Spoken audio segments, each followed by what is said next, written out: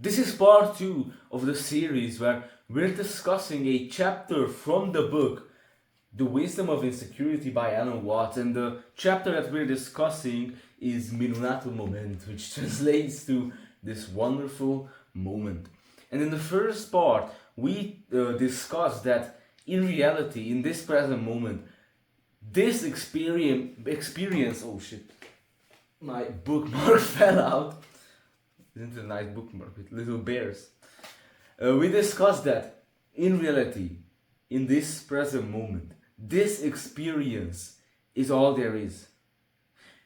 There is nothing outside that experience, not an experiencer living that experience. And we also discussed that whenever we are in an unpleasant situation, we divide ourselves. We separate ourselves from the experience and we think that we can escape from that experience. We think that we can escape that present moment. But we can't, and the only option we have to escape into is our memories. That is like a safe ground for us. We know that's sure, that is known, it's safe, it feels safe, but memories are dead. And the main idea that we ended on was that when we try to understand this present moment through ideas, through words, through memories and comparison, we cannot understand it as profoundly as if we were fully conscious of the moment without comparison. The knowledge of memories is not as profound as the immediate knowledge of that thing, of that experience. You can understand this better with the analogy of a menu.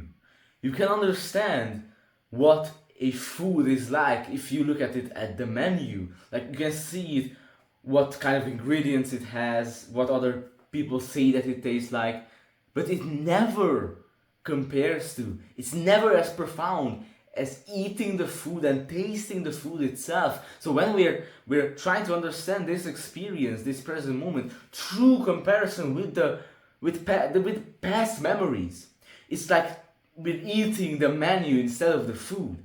We can understand this present moment way more profoundly if we're living this present moment without any comparison. But we do the exact opposite thing when we're experiencing an unpleasant situation. Instead of being fully conscious of it without any comparison, we are trying to understand it through the past, through memories. When there is fear present in this moment, we say that I am scared. When there is loneliness, we say that I am lonely.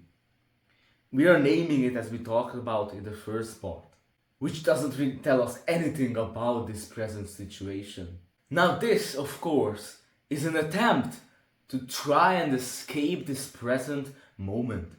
We don't want to be aware and conscious of this moment. We want to be aware and conscious of another moment, a better one. But the thing is that we cannot escape this present moment just in the same way you can't just escape a headache. And the only escape that we have is the past, it's our memories. So we escape into this land of memories where we feel safe, where memories it's a known thing.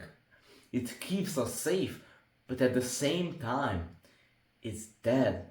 It's not changing. In other words, we're trying to adapt to this mysterious, unknown, always changing present moment by comparing it with the past, with memories, labeling it and identifying it.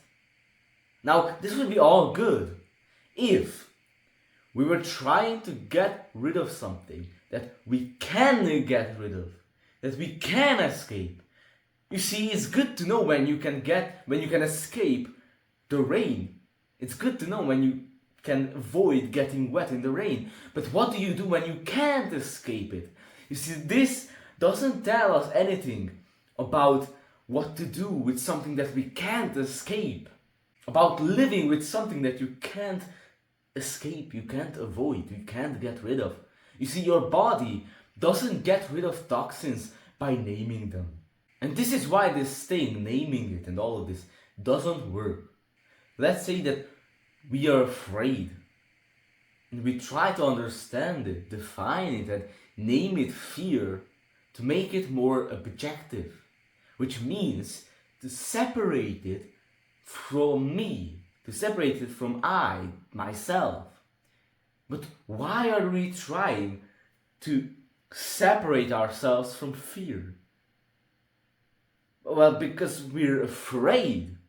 Like, I'm not sure if you see how contradictory this is. In other words, running from fear is fear. Fighting against pain is pain.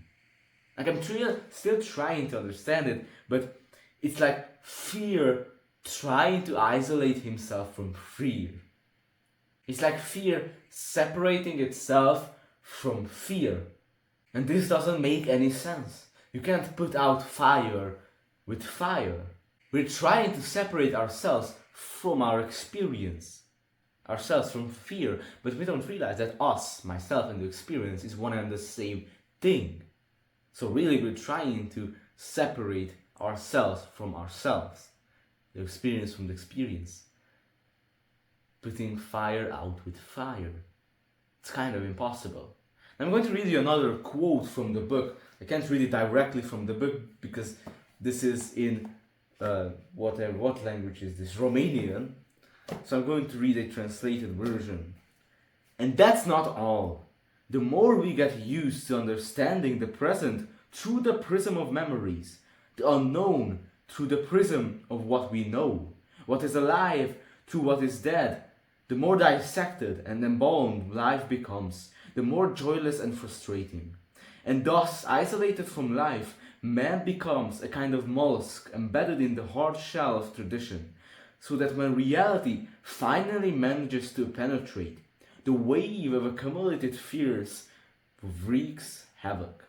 Now, the reason I read that quote is because I don't really understand what he's talking about there, so you can tell me in the comments if you want to, but he goes on to say that if you are conscious of fear, then you remember that this emotion represents yourself. You are this experience, and it's impossible to evade it.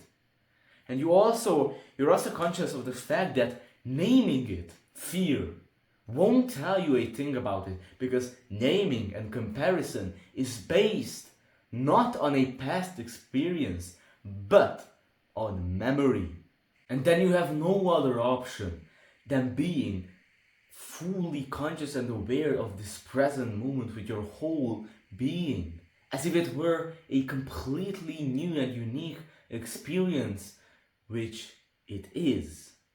You see, of course, this way you can see that in your life, every single present experience is a new and unknown experience. Every moment is a completely new experience.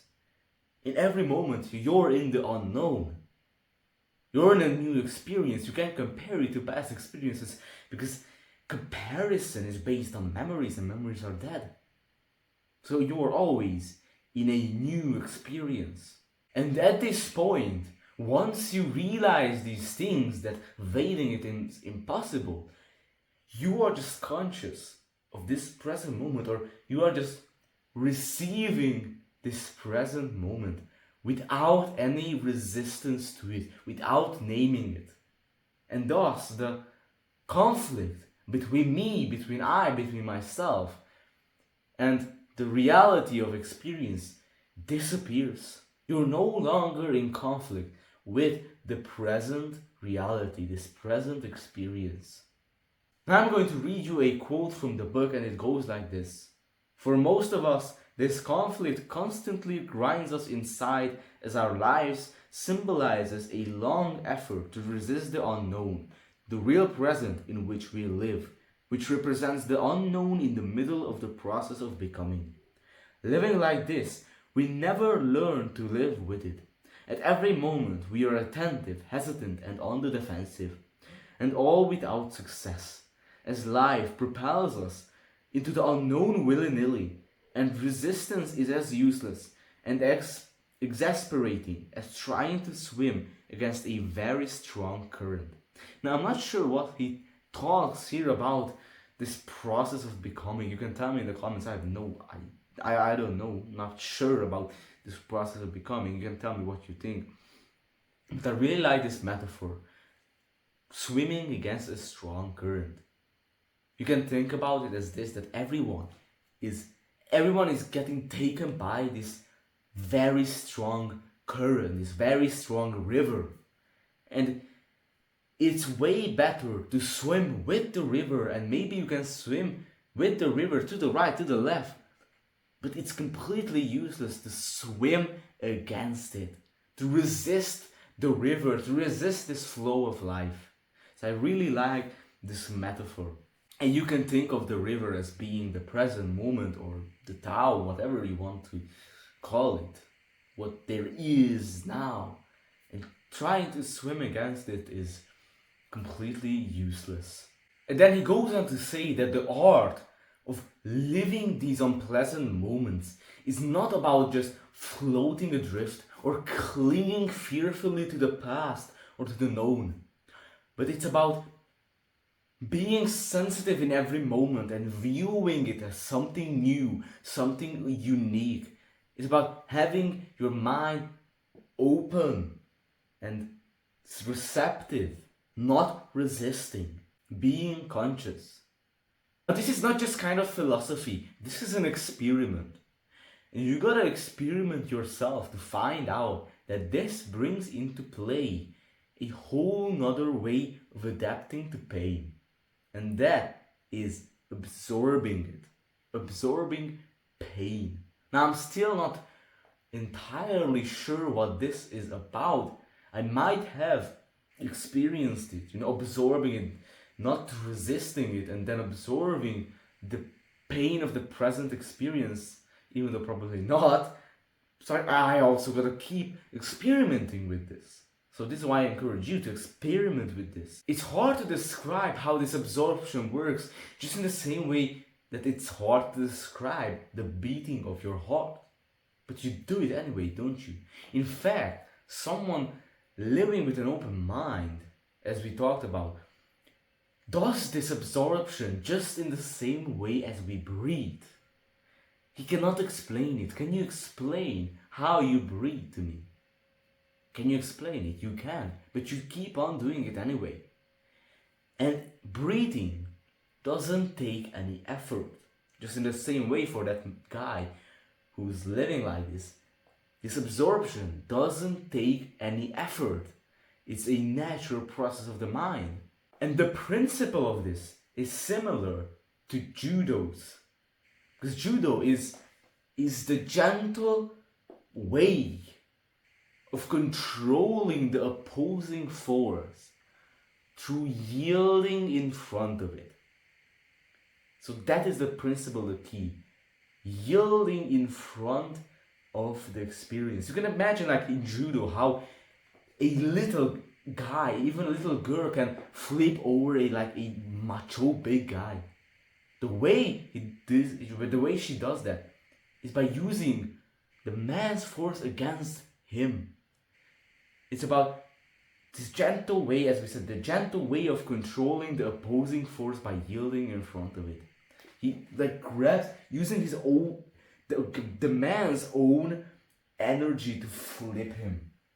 It's kind of like that, kind of like judo. And so we're going to be talking about absorption in the next part 3 of this series. So I'll see you there. I hope that you enjoyed this part. Have a great day and goodbye. If you have any thoughts, you can share it in the comments. Goodbye.